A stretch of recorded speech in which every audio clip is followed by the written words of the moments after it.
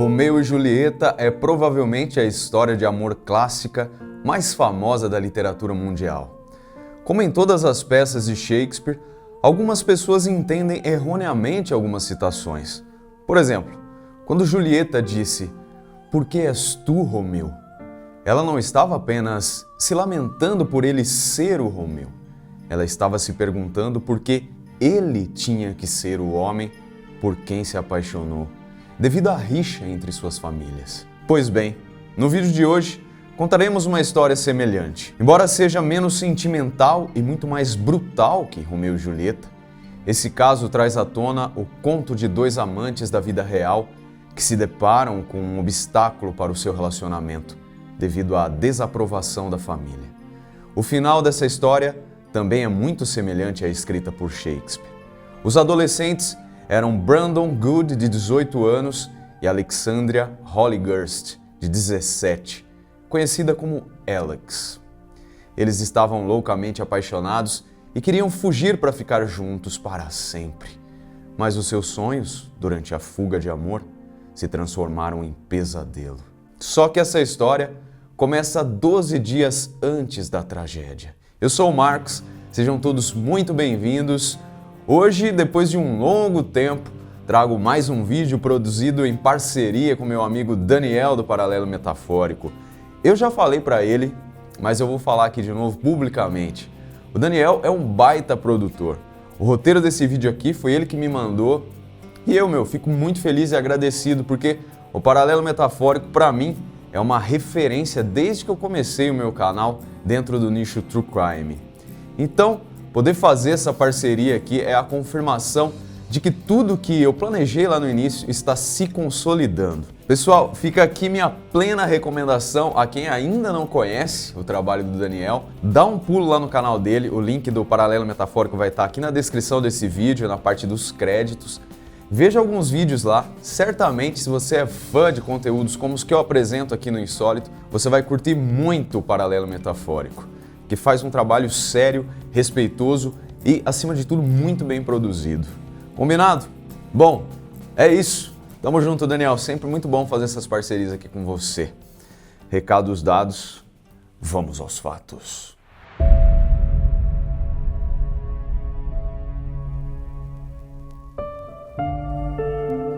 Alex Hollyhurst escreveu suas esperanças para o futuro nas folhas de uma carta de amor enviada para Brandon Good.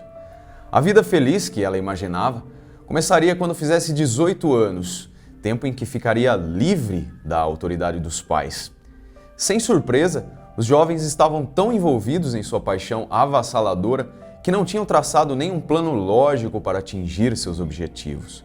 A família Hollyhurst era natural de Oldham, na Inglaterra, mas tinham imigrado para os Estados Unidos há cerca de 6 anos, época em que Alex conheceu Brandon, e desde então se tornaram inseparáveis. Alex escreveu que quando fizesse 18 anos, eles iam beijar muito, ficar juntos o tempo todo, comer somente McDonald's ou comida chinesa, dormir até tarde, cultivar ervas, casar e ter filhos. Em um trecho da carta, ela disse: "Não vejo a hora de nos mudarmos para um lugar legal, dormir juntos, tomar banho juntos, cozinhar, enfim, fazer tudo juntos. Quero uma casa simples, mas o nosso quarto tem que ser luxuoso. Claro, vamos mudar do estado, quero fazer uma tatuagem e comprar um carro do ano." Good, igualmente apaixonado, sabia que a vida não seria tão fácil assim, mas alimentava os sonhos da amada. O jovem, 2 anos antes, tinha sido preso por agredir a própria mãe, a senhora Connie Good. A mulher relatou que estava chegando em casa do trabalho e encontrou uma verdadeira cena de filme de terror. As janelas da casa estavam cobertas por lençóis e seu filho estava com o rosto pintado de preto. Ele segurava um machado e encurralou a mãe entre uma mesa e a parede da sala de jantar, exigindo que ela aceitasse a oferta de seu pai referente a um acordo de divórcio. A exigência era um tanto quanto estranha porque o divórcio já havia sido resolvido e formalizado. Brandon foi acusado de agressão, o caso foi levado ao tribunal de menores, onde os registros são sigilosos, mas o garoto ficou alguns meses na prisão, segundo consta. Sua Julieta, Alex, fazia frequentes visitas e eles sempre trocavam cartas de amor. Essa atitude estranha de Brandon supostamente tinha uma razão. A casa onde ele e sua mãe moravam pertencia a seu pai, que administrava uma empresa de jardinagem. E Brandon chegou a trabalhar para ele. Ambos eram bem ligados até. Seu pai queria deixar a casa para o filho quando se divorciou, mas o processo judicial foi arquivado. Provavelmente, o garoto queria ficar com a casa só para ele. De toda forma, apesar do histórico de violência e desequilíbrio de Brandon, Alex manteve o relacionamento, que ficava cada vez mais sólido com o tempo. Ela tinha se formado no ensino médio um ano antes, fez cursos online em uma faculdade comunitária e trabalhava em 2 empregos, um deles no parque temático da Disney World e outro numa loja de calçados. Obviamente, a mãe de Brandon começou a ver que toda aquela fúria do filho estava ligada a Alex. Ele queria se tornar independente e morar com ela na casa. A mãe de Alex, por sua vez, viu a filha entrando em um turbilhão de emoções negativas. Definitivamente, os dois estavam saindo dos trilhos e isso estava prejudicando não só um ao outro, mas todos à sua volta. Esse turbilhão de emoções negativas ficou mais claro quando Alex foi acusada de um pequeno furto. Mas não tinha jeito. Conselhos, conversas e até proibir os dois de se encontrarem não estava dando certo. Até que uma amiga da mãe de Alex disse que a melhor forma para lidar com essa situação toda aí era simplesmente deixar acontecer e que em alguns meses o namoro terminaria. E assim foi feito. Como a situação e a convivência com sua mãe estava indo por água abaixo, Brandon resolveu sair de casa e, sem ter para onde ir, ou mesmo um emprego fixo, começou a dormir na casa de amigos, até que não tinha mais nenhum lugar para ficar. A Alex tentou convencer a sua mãe a aceitar o namorado em casa. A mulher claramente se negou, pelo menos num primeiro momento. Até que sua filha passou a dormir fora de casa também e falou que fazia isso porque não poderia deixar Brandon sozinho, que os dois dormiriam onde desse, num banco da praça, na rodoviária ou pernoitariam num motel à beira da estrada. Desesperada e vendo que isso poderia levar a sua filha cada vez mais longe dela, a mãe da jovem, sem saber direito o que fazer, pediu para que a mãe de Brandon permitisse que ele voltasse para casa. Tipo, dando um conselho, saca? Afirmando que seria apenas por alguns dias até ele arranjar um emprego e conseguir se manter sozinho. A mulher acabou aceitando. E nesse meio tempo aí, segundo consta, Alex até morou por algum tempo com Brandon na casa da sua mãe. Em certa noite, Brandon pegou o carro de sua mãe sem permissão e saiu para dar uma volta com Alex. Os dois estavam estacionados numa estrada rural, consumindo drogas, e de repente, uma luz iluminou a traseira do carro. O policial desceu da viatura e se aproximou. No para-brisa do carro, viu um cachimbo de vidro e, numa busca rápida ali pelo veículo, ele encontrou alguns saquinhos de maconha e bebidas alcoólicas. Os 2 adolescentes foram presos, porém, receberam o direito de responder às acusações em liberdade até a data do julgamento. Ao serem notificados, os pais de Alex entraram em pânico. Os jovens receberam advertências e assinaram um termo circunstanciado de ocorrência. Os pais de Alex a trancaram em casa e a proibiram de trabalhar por algum tempo. À noite, as portas e janelas eram trancadas com cadeados e correntes, não para manter os intrusos fora, mas para mantê-la dentro. Era uma tentativa de afastar a filha de Brandon, mas isso só a fez agarrar ainda mais a esperança de que ela e seu amado ainda poderiam viver felizes para sempre, que estavam sendo perseguidos e humilhados por pessoas más que não entendiam o amor verdadeiro deles. Depois disso, o casal então começou a se comunicar por meio de cartas. Em uma das cartas enviadas por Brandon, ele demonstrou que compartilhava da mesma esperança de Alex e falou que sonhava em viver com ela numa cabana à beira-mar. Em uma dessas cartas, Brandon parece ter se desesperado e falou que só iria encontrar a felicidade morrendo com a mulher que amava. Alex, nesse período, também ficou muito mais sombria e passou a escrever sobre tirar a própria vida. Mas esse comportamento sugeria que eles ainda imaginavam começando uma nova vida e, assim, planejaram uma fuga.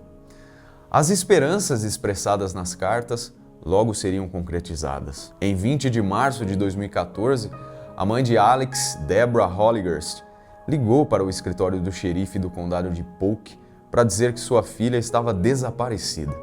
Um policial atendeu a ocorrência às 10h30. A mãe disse que viu a filha pela última vez às 23 horas da noite anterior. Em algum momento durante essa noite aí, Alex fugiu, saindo pela janela do quarto da irmã mais nova. Deborah afirmou que sua filha era problemática e que ela tinha tentado fugir antes já. A mãe disse que sua filha havia deixado uma carta que, entre outras coisas, continha uma referência ao suicídio. Mãe, eu poderia escrever para você por dias, mas sei que nada faria diferença para você. Você é muito ignorante e se preocupa apenas consigo mesma. Jamais me entenderia. Todo mundo sabe disso.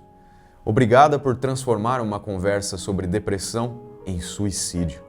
Resolvi partir, pois se eu ficar mais um minuto aqui, teria pintado as paredes e manchado os tapetes com meu sangue, para que você pudesse limpar tudo depois, e não quero lhe dar mais trabalho. Apesar dessa carta assustadora, antes que a polícia começasse uma busca, Alex voltou para casa. Ela disse aos policiais que havia dormido em um parque próximo e, quando foi questionada sobre a carta, afirmou que não se dava bem com a mãe e que estava apenas chateada. Ela ainda disse que nunca tiraria a própria vida. Porém, a fúria de Alex pela separação causada por sua mãe e seu desaparecimento durante a noite foram desencadeados supostamente por uma carta que Brandon havia escrito para ela na noite anterior. Ei, Alex, espero que esteja tudo bem com você e as coisas por aí não estejam tão ruins quanto eu penso que estão. Sinto muito por todas as coisas que causei e pelo relacionamento que provavelmente arruinei entre você e sua família.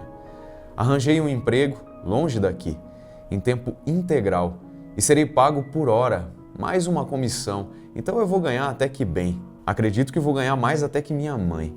Espero não ter causado muitos problemas, já que você é menor de idade. Antes de ir, tenho que lhe contar algo que você não vai querer ouvir, mas acho que é a melhor coisa a fazer. Não só para nós, mas também para nossos pais. Eu sei que ninguém nos quer juntos e devemos ouvi-los. Será mais saudável para nós. Lamento que tenha chegado a este ponto e gostaria que as coisas pudessem ser diferentes, mas não podemos mudar o que aconteceu e não podemos mudar a forma como as coisas estão agora. Sinto muito, realmente sinto muito. Adeus, Alex. Então, por essa carta, os dois pareciam ter decidido terminar. A Alex, em desespero, então, fugiu de casa e se arrependeu pouco tempo depois e voltou. Para todos, essa situação parecia enfim ter acabado. Mas ela e agora o seu ex-namorado ainda se veriam algumas vezes no tribunal devido àquela acusação de posse de entorpecentes. A jovem agora parecia estar mais calma e feliz, quase que aliviada. No dia seguinte à fuga de Alex, por volta das 8h15 da manhã, o departamento de polícia de Polk recebeu um telefonema da mãe de Brandon. Ela relatou que seu filho agora havia fugido em seu carro e afirmou que encontrou um bilhete de suicídio dele.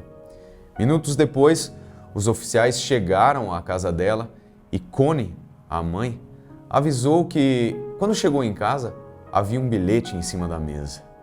Para meus pais amorosos, eu amo muito vocês dois. Amo com todo o meu coração. Por favor, não fiquem tristes. É isso que eu quero agora. Prefiro morrer em paz com a mulher que eu amo, a mulher dos meus sonhos. Já sinto tanto a falta de vocês dois. Eu te amo, mãe. Eu te amo, pai. A partir daí, os policiais perceberam que tudo aquilo havia sido planejado pelos dois. A carta com o término do relacionamento e a ameaça de tirarem a própria vida juntos. Aquela seria uma tentativa de despistar os pais e as autoridades para o seu verdadeiro plano. Por algum motivo, eles não conseguiram fugir na noite anterior. Os oficiais partiram então em direção à casa de Alex por volta das 8h40 da manhã e, ao chegarem, perceberam que ela havia fugido novamente.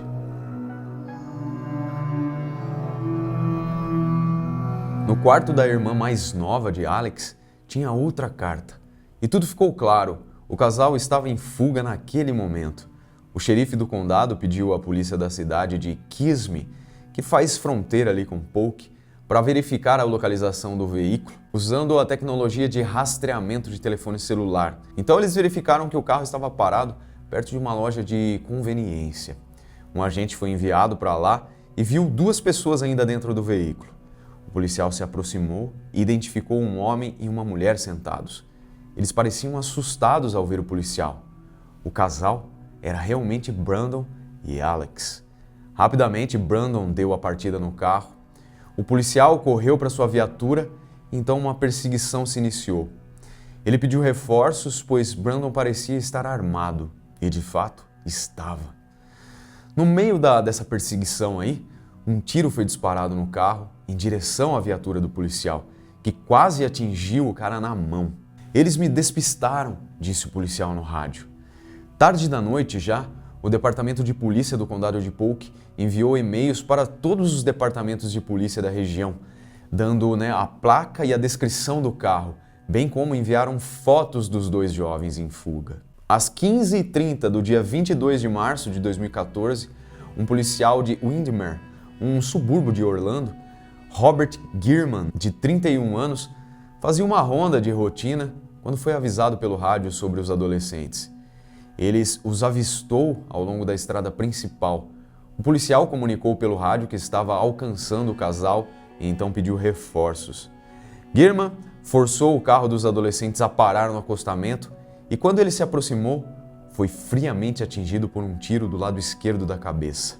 E enquanto todas as esperanças de Gearman se esvaíam no chão, os dois se esconderam nos arbustos próximos a uma casa das redondezas e ouviram a sirene de outros oficiais chegando ao local. Era o momento que o sonho se transformava em uma dura realidade, inescapável, uma situação que não lhes oferecia nenhuma vida juntos. Os jovens se olharam ali encurralados e decidiram pôr fim em tudo. Quando os oficiais de apoio chegaram, 5 minutos depois, eles encontraram o policial Gearman caído na rua com um tiro mortal na cabeça. Brandon pegou a arma e tirou a própria vida com um tiro na cabeça. Alex depois fez o mesmo. Os policiais ouviram os dois tiros e se protegeram. Em seguida, colocaram Gearman na viatura e chamaram os paramédicos, pois o homem ainda estava respirando naquele momento. Enquanto isso, outros policiais avançaram em direção àqueles disparos que eles tinham ouvido e encontraram os dois adolescentes sem vida atrás de um arbusto, ambos atingidos por um único ferimento à bala. Mais tarde nesse dia, Gearman foi declarado morto em um hospital de Orlando. O policial assassinado usava uma câmera corporal na época e a filmagem foi analisada, mas devido ao reflexo do sol que batia ali na lente, não foi possível afirmar quem atirou nele, mas provavelmente tenha sido Brandon. Outra inconsistência nos fatos é que as circunstâncias levam a crer que tudo teria sido um duplo homicídio, na verdade, seguido de suicídio. Para os peritos, Brandon atirou no policial, depois na namorada e só em seguida em si mesmo. A família de Alex está convencida de que ela foi assassinada por Brandon, mas o xerife do condado afirmou que os dois realmente cometeram suicídio.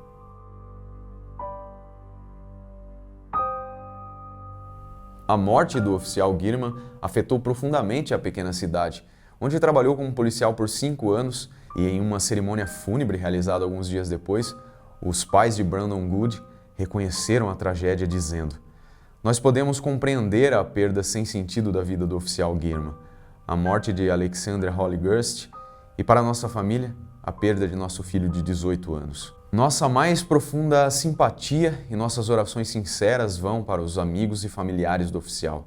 Sentimos muito, muito mesmo por ele, pelo que aconteceu, e ele estará para sempre em nossas orações. Não temos respostas, apenas perguntas." Não demorou muito para a mídia sensacionalista conectar esse crime ao conto literário de Romeu e Julieta, o que, para muitos, é inegavelmente semelhante. Dois jovens amantes, impedidos de viverem uma vida juntos, perceberam que a única saída seria se encontrarem em um outro mundo, mas infelizmente, para isso, ceifaram a vida de um inocente. Essa trágica história nos mostra o quão delicado pode ser tratar desse tipo de assunto, principalmente nos dias atuais. Então devemos tomar todos os cuidados e precauções possíveis para que algo parecido não se repita. Procurar especialistas, se manter calmo e conversar é a única coisa que podemos fazer para evitar o pior. O que notamos nesse caso, nessa provável história de amor, é que o que mais faltou foi exatamente isso: o amor. Esse foi o caso de hoje. Se gostou, não esquece de deixar o seu like, isso ajuda bastante o canal. Eu vou ficando por aqui, muito obrigado por assistir e até o próximo vídeo.